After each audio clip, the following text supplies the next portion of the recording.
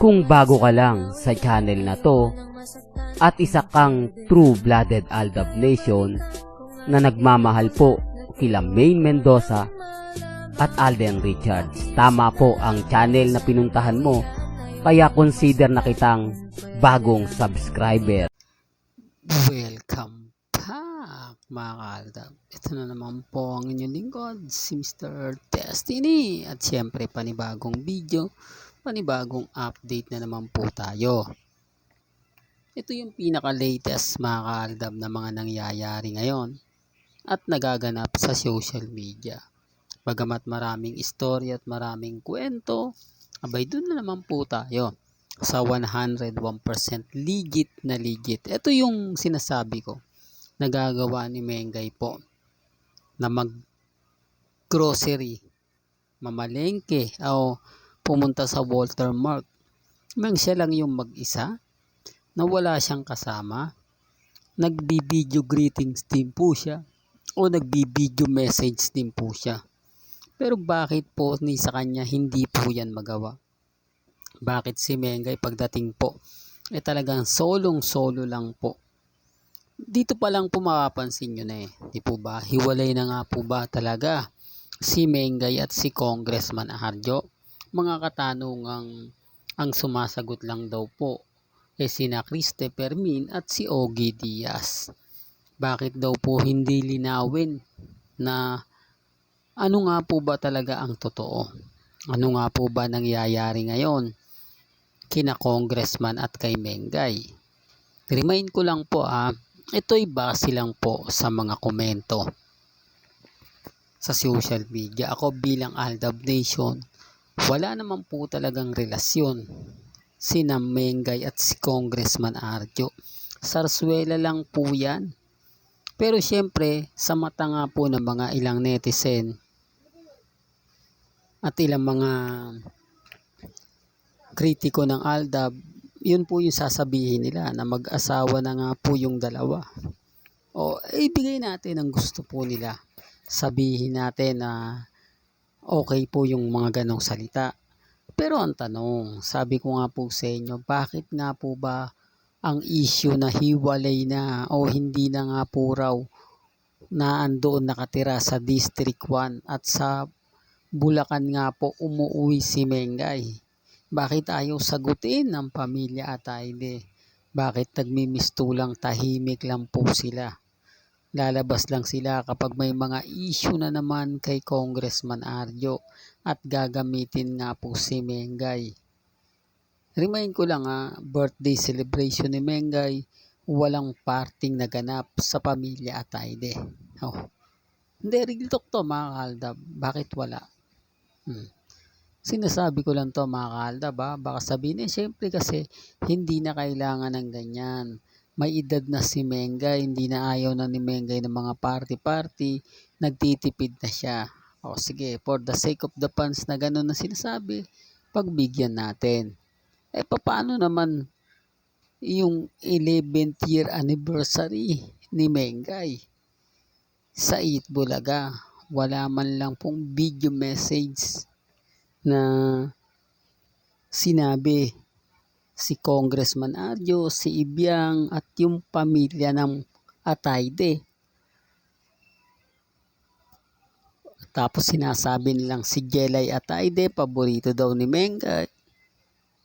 Si Jelay Atayde ang si Mengay daw po yung paborito at close na close nga po daw ito kay Rhea Atayde. Yung tipong ganun. Pero bakit wala man lang nag-video message kay Mengay sa 11th years anniversary niya? Yung sinasabi ko mga kaaldab, wala rin pong video message yan ng birthday po nila. Doon pa lang po mapapaisip na kayo na parang may mali. Di po ba? Parang Mr. Destiny, kasi ni hindi man lang ito nagparamdam. Ni hindi man lang ito nagsabi ng ganito, ganyan. Lahat wala. Kaya sabi ko sa inyo, ako po mga kaaldab, kapag update lang ang pag-uusapan, kapag ganap lang po, abay 101% po tayo dyan. Kaya sabi ko sa inyo, mapapaisip po kayo, bakit si Mengay po ang namimili? Bakit wala po yung alalay ni Congressman? No, nakapagtataka naman po. Hindi po ba? Kaya minsan po yung iba napapaisip na lang na tama naman sinasabi ni Mr. Destiny. Kaya lang syempre sasabihin na ni na Christopher Mina, hindi, nakakausap ko si Ibyang kachat ko nag-message sa akin Ganon din si Ogie Diaz.